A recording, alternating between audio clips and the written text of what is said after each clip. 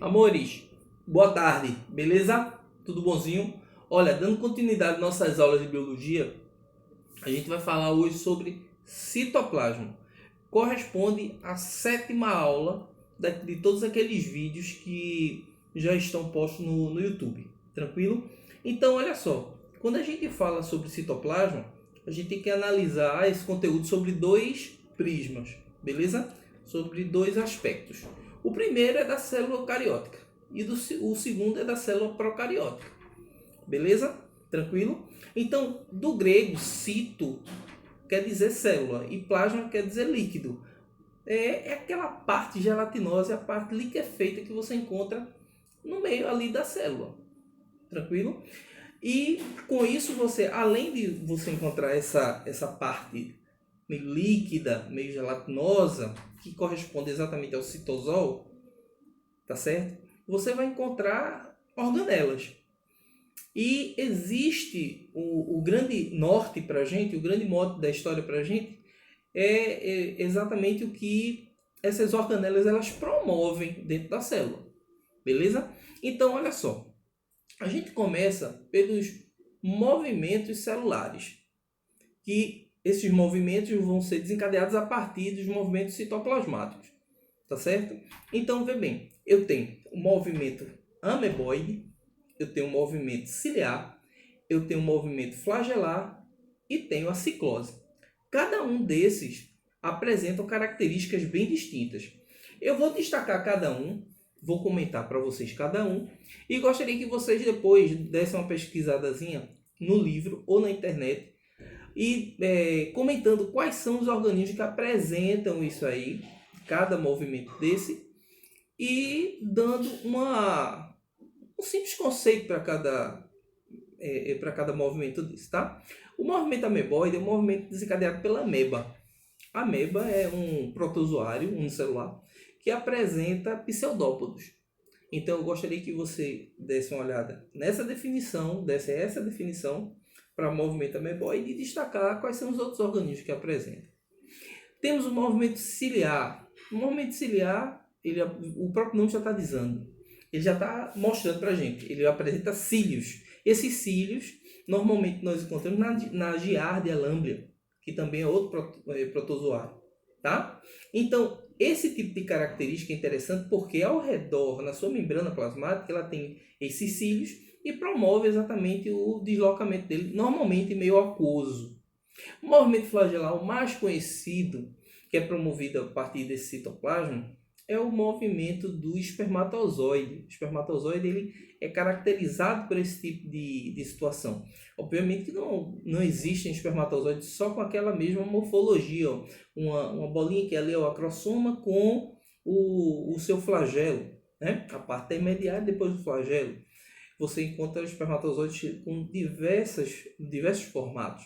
E nós encontramos a ciclose, que é a movimentação citoplasmática com auxílio da luminosidade solar, onde vai excitar essas moléculas de clorofila, auxiliando a captação dessa luminosidade para ocorrer a fotossíntese.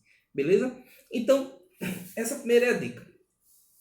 Quando a gente fala sobre célula procariótica, você tem várias características interessantes, tá certo? O citoplasma da célula procariótica, do grego pro, quer dizer antigo, velho, arcaico, tá certo? Então são aquelas células que têm uma característica mais antiga, que não são tão aprimoradas do ponto de vista estrutural, beleza? Então um exemplo clássico que eu posso destacar para vocês, ó, é a célula de uma bactériazinha, tá?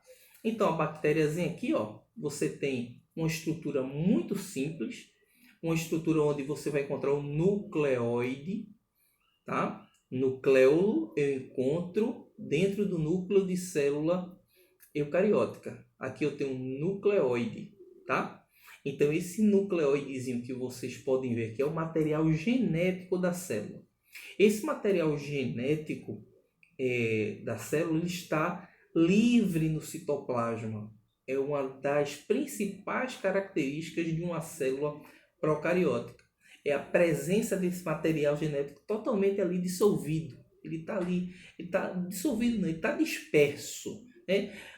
Bem diferente da célula eucariótica que está dentro de uma membranazinha ali, bem compactado, beleza? Um ponto interessantíssimo que normalmente os vestibulares eles abordam para a gente é a presença de plasmídio. O que é um plasmídio? É um DNA circular. Cabeça, o que é um DNA circular? É um material genético que não está incluso naquele material genético principal, que é o nucleoide. Ele está disperso desse material. Tranquilo? Então, você tem um único tipo de organela no citoplasma de célula bacteriana, que é exatamente o ribossomo.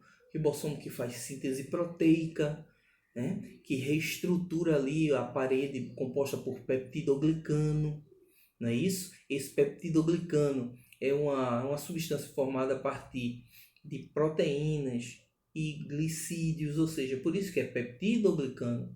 Então, esse tipo de aspecto é muito interessante para a gente, porque ele nos leva a uma parte da farmacologia. É o princípio de ação dos antibióticos. O antibiótico ele age nessas duas situações. O antibiótico ele consegue deteriorar, ele consegue destruir os ribossomos, impedindo a síntese proteica.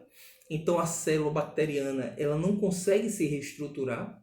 E você também pode encontrar esse mesmo antibiótico agindo aonde? Diretamente na parede celular. Por isso que quando a gente pega um microscópio e analisa um antibiograma no laboratório, a gente consegue ver aquela célulazinha bacteriana ela rompendo, ela se rompe porque o antibiótico que foi proferido a ela conseguiu captar. Esse antibiótico ele vai diminuir a resistência da bactéria, consequentemente no ribossomo ou na sua parede celular base de peptidoglicano, tá? E com isso a célula perde sua resistência, absorvendo água, e a tendência dela é se romper, beleza? Então, quando você fala em célula procariótica, eu tenho aí as bactérias.